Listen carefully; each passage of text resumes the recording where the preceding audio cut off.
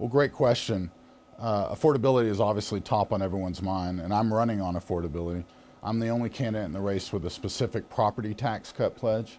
You know, we pay the highest property taxes here in Central Austin, and we send between $200 and $300 million to the state of Texas every year.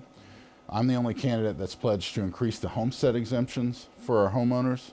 I want to move the general homestead exemption from $25,000 to $50,000 per home. And then for over 65 and disabled veterans, I want to double the special protections they receive as well. Typically, it's people on fixed income like our over 65 citizens and disabled veterans who are being pushed out of their homes by this unfair property tax system.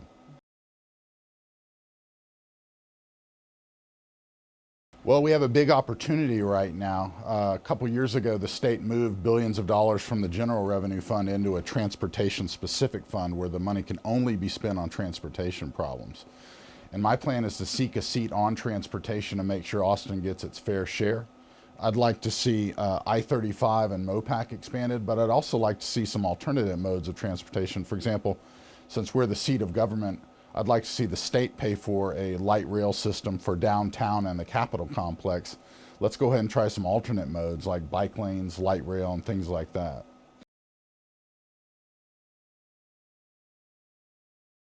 Well, right now we have a situation where our school funding was declared unconstitutional. And so my tax cut plan will be perfectly timed because we're going to have to make some big changes.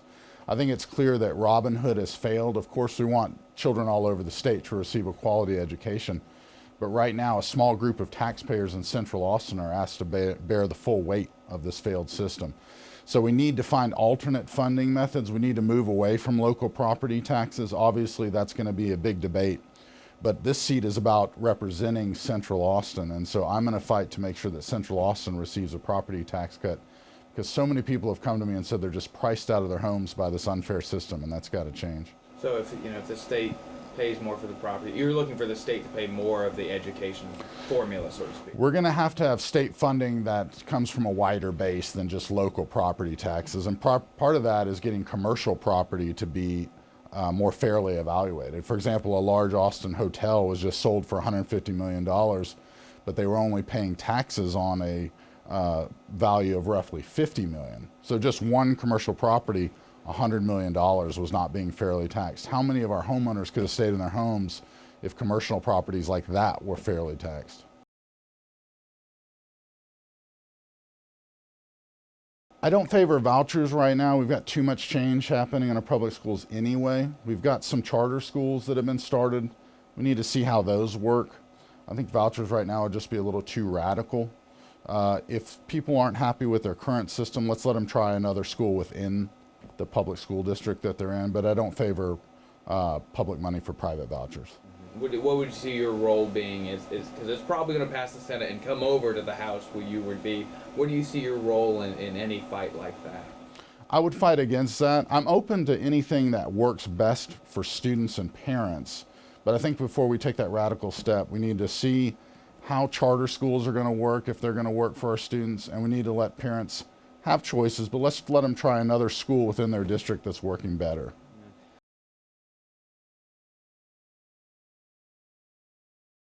Well, this is a nation of immigrants. I agree with Chief Acevedo that first and foremost we need to make sure that crime is punished. I don't agree with what's coming out of the conservative Senate.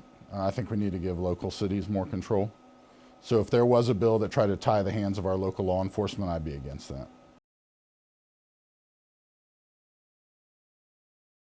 Well, obviously, we need to have a big change in strategy, and that's the main reason I'm running. I mean, the truth is, we haven't elected a statewide party candidate in over 20 years. We're at a low ebb in the House, roughly 50 seats to the Republicans 100. And I'm running to keep this seat in the hands of the people rather than let it fall under the establishment. I'm running on big ideas and specific ideas for the people. Politics as usual has obviously failed our party and our people. Seniors struggle to pay for medications. Our students are under crushing debt loads, and our homeowners are being forced out. If we don't make big changes as a party, we could stay in this minority status for quite some time, and that would be very bad for the state of Texas.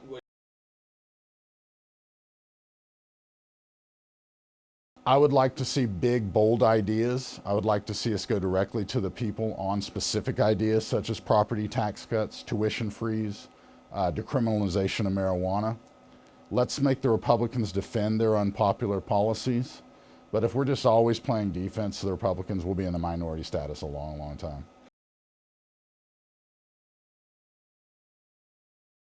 Great question.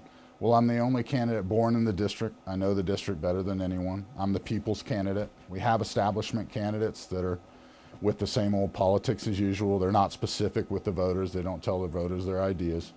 In my formula for 49, I've laid out 10 specific ideas, which are big, bold ideas, which will change the conversation and which we can run on and go directly to the people. That's why I'm the best choice, because I'm an outsider and anti-establishment candidate, and I represent a new, fresh voice for the people.